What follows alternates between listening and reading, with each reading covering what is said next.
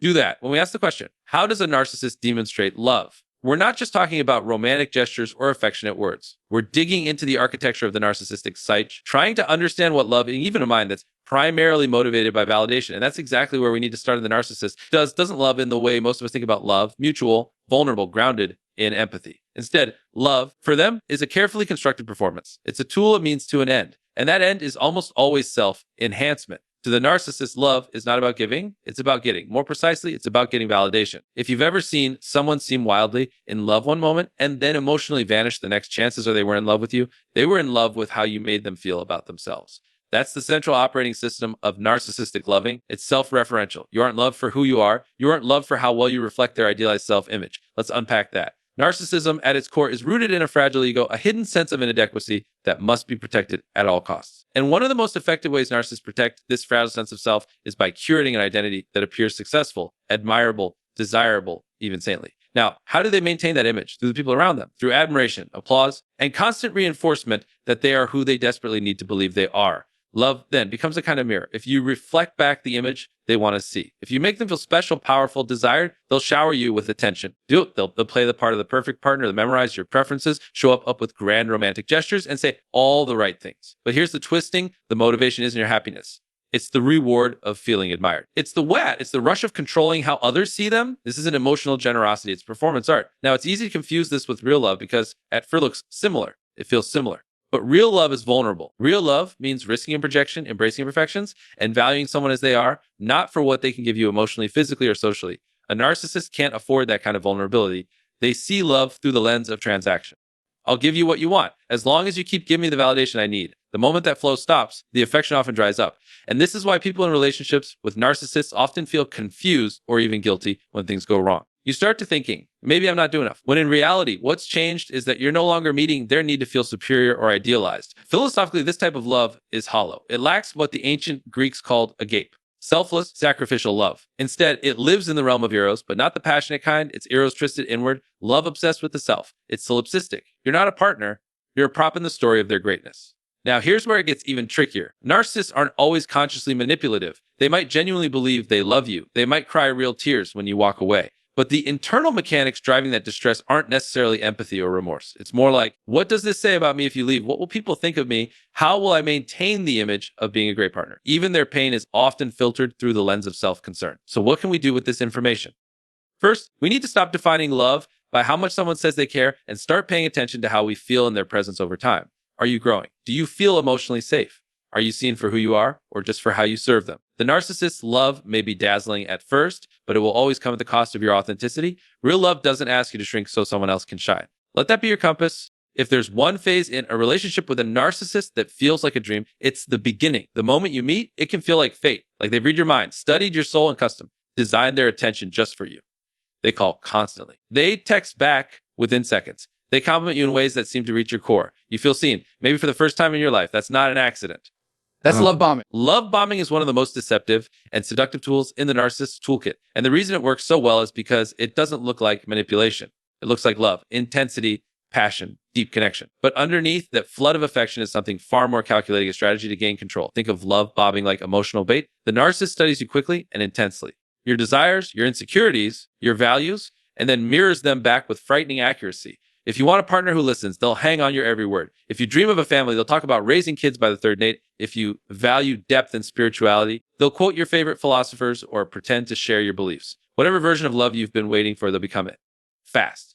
But speed is part of the tactic. Love bombing isn't about saying the right things. It's about saying everything too soon, too intensely, and too perfectly. Why? Because if they can create a sense of emotional fusion quickly, they can bypass your logical defenses. You won't stop to question red flags if you feel like you're in a once-in-a-lifetime love story. Psychologically, this triggers what's called intermittent reinforcement, a reward pattern that's incredibly addictive. You receive huge surges of affection, attention, and approval early on. So your brain starts associating that person with emotional highs. And once you're hooked, you'll find yourself working harder and harder to get back to that initial rush, even as things start to go downhill. Now, here's the twist. Do that. The love bombing phase never lasts. It's not sustainable because it's not real. It's a performance built to get you emotionally dependent.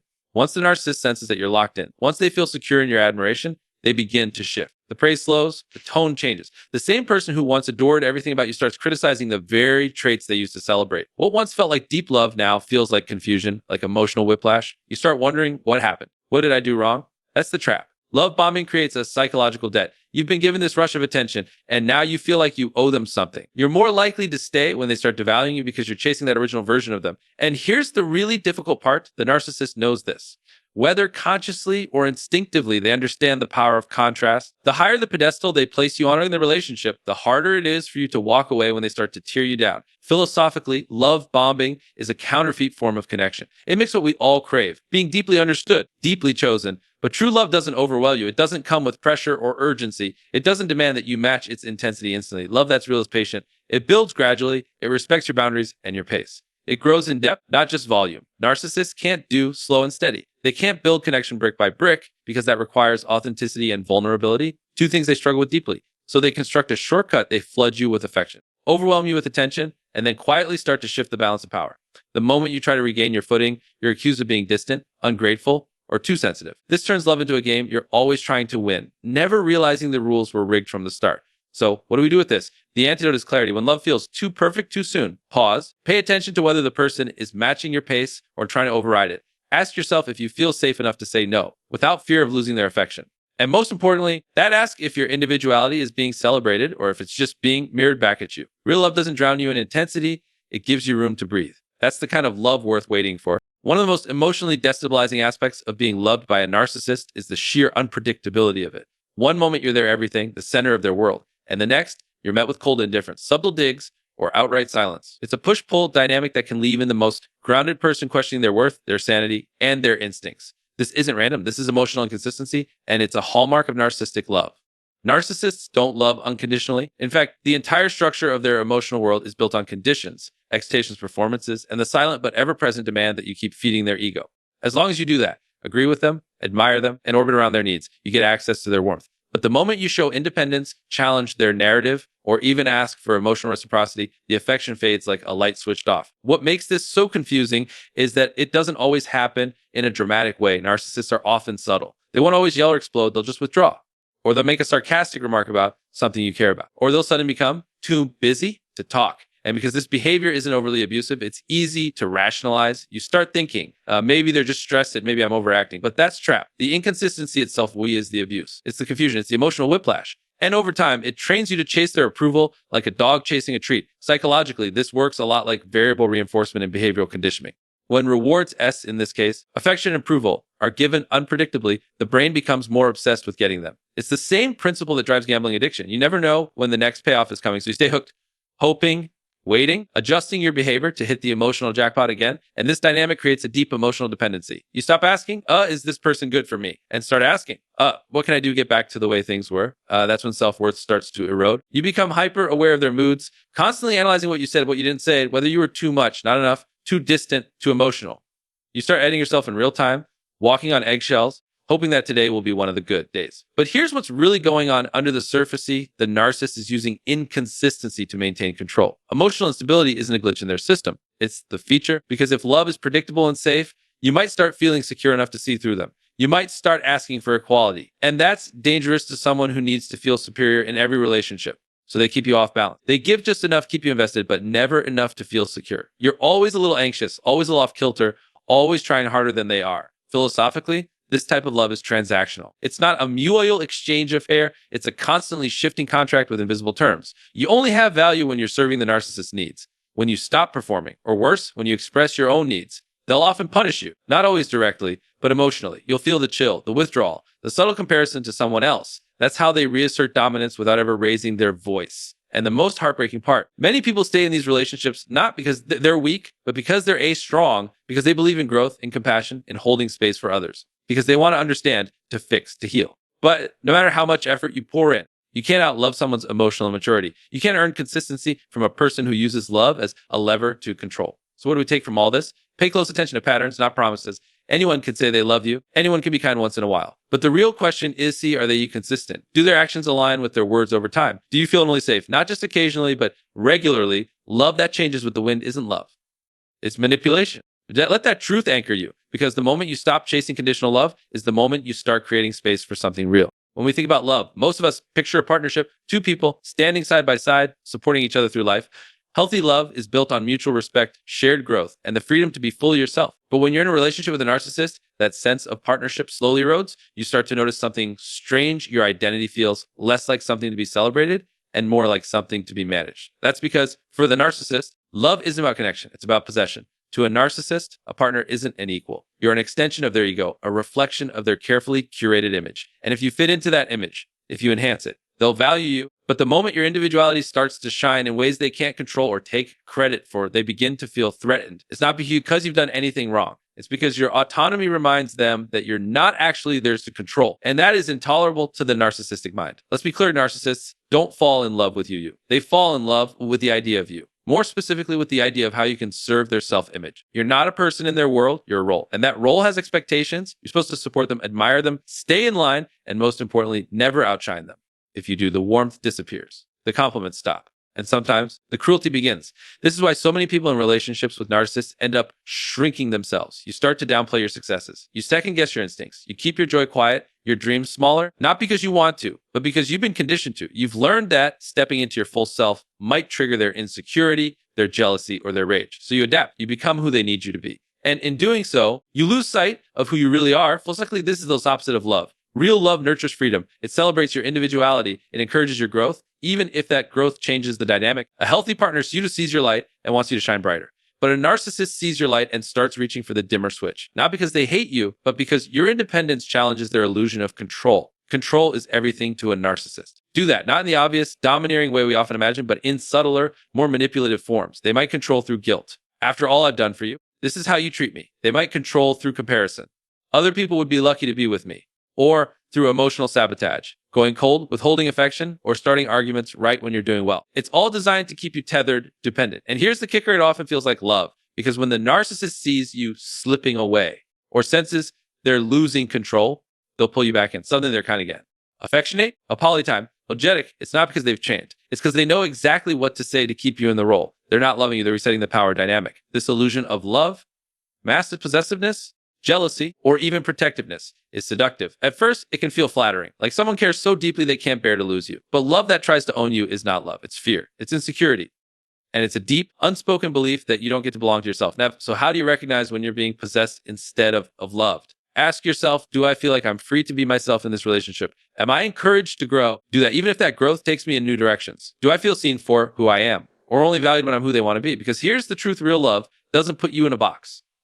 It doesn't clip your wings, so you'll stay. Yeah. It doesn't confuse control with commitment.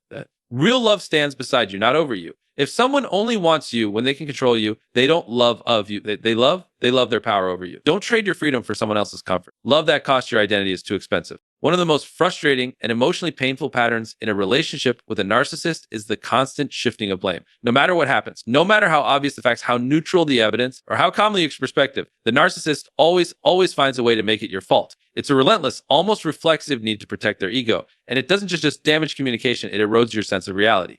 To understand this, you have to look at how the narcissist's inner world works. At the core of narcissism is a deep, often unconscious insecurity. Despite the confident exterior, narcissists are deeply afraid of being exposed as flawed, unworthy, or powerless. So they develop psychological defense systems to protect themselves. One of the strongest and most destructive of these defenses is e-projection. If they feel ashamed, they blame you. If they mess up, they accuse EU of being too critical. If they hurt you, they'll claim you were being too sensitive or difficult. They project their internal discomfort outward because they cannot tolerate the emotional cost of self-examination. What makes this behavior especially dangerous is that it's often wrapped in emotional manipulation. Narcissists are rarely direct about their blame shifting. Instead, they'll twist narratives in subtle ways. They'll cherry pick moments to make a case against you. They'll use your past vulnerabilities against you, not to heal, but to maintain power. Over time, you start to question yourself. Did you really overact? Were you actually being unfair? The lines blur, reality starts to warp. And that's exactly the point. This is where gaslighting comes in. Gaslighting is more than just lying. It's a sustained effort to make you doubt your perception of reality. And when it's done by someone you trust, someone who once made you feel deeply loved, it's disorienting on a level that's hard to explain. They'll say things like, that never happened.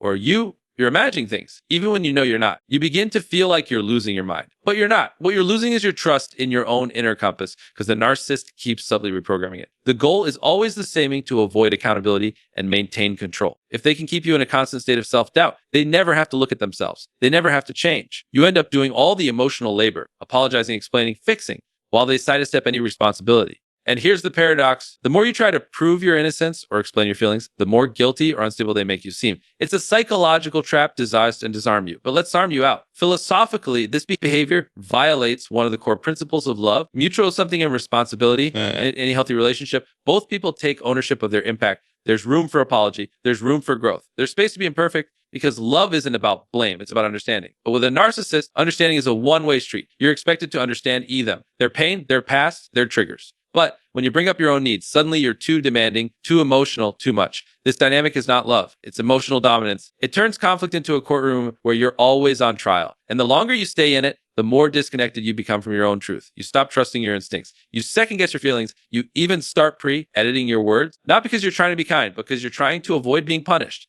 And that's the most tragic outcome of this blame shifting cycling. It teaches you to betray yourself just to maintain the peace.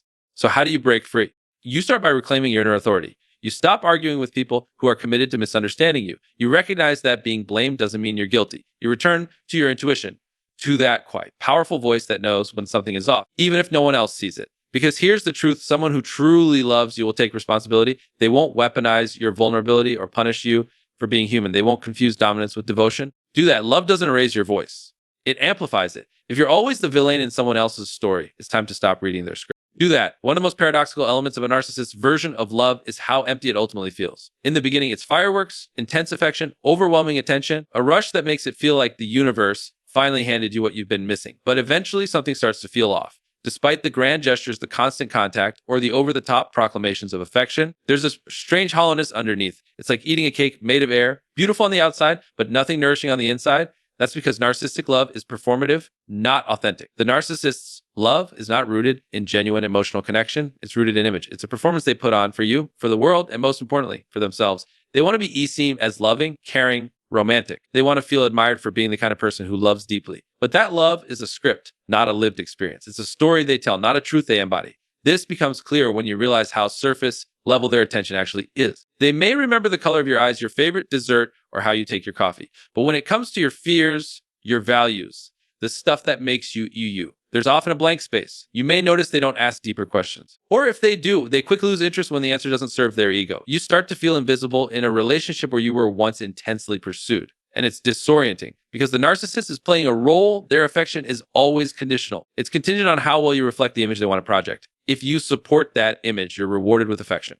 But the moment your needs, your emotions, or your truth threatens to reveal the limits of their emotional depth, the act falls apart. Do that. You might be met with defensiveness, irritation, or indifference. They may say things like, you're being too dramatic, or you always make everything about you, even when you're just asking for basic emotional support. That's because they're not interested in relating. They're interested in you being seen a certain way. Their love isn't an offering. It's a currency, something they give to get something in return: validation, loyalty, admiration, control. If they're not getting the emotional return they expect, they start to pull back. Or worse, they punish you for not playing your part in the fantasy.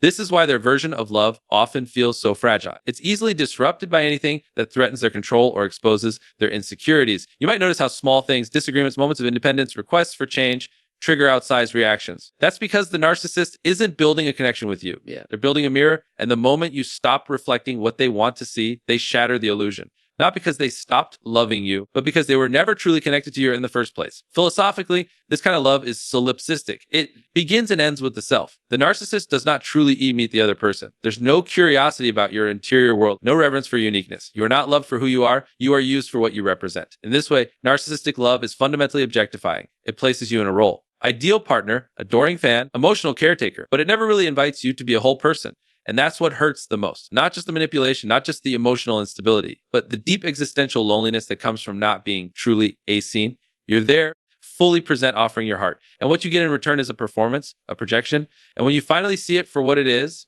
it leaves a scar on your trust in others, but on your trust in yourself. But that moment, when you see through the performance, is also your turning point. It's the moment when you stop chasing empty affection and start seeking real connection. It's when you realize that being loved out for real means being known, respected, and valued, not managed, controlled, or displayed. So here's the truth you need to hold on to. Love that is real doesn't need to be performed. It doesn't need to prove itself with grand displays or scripted lines. It reveals itself in the quiet consistency of being seen, supported, and accepted. Day in and day out, if someone's love feels hollow, it's not because you're unworthy of depth. It's because they're afraid of going there. Do that. Walk away from love that's all show and no soul. Because you deserve more than a spotlight. You deserve a connection that's real.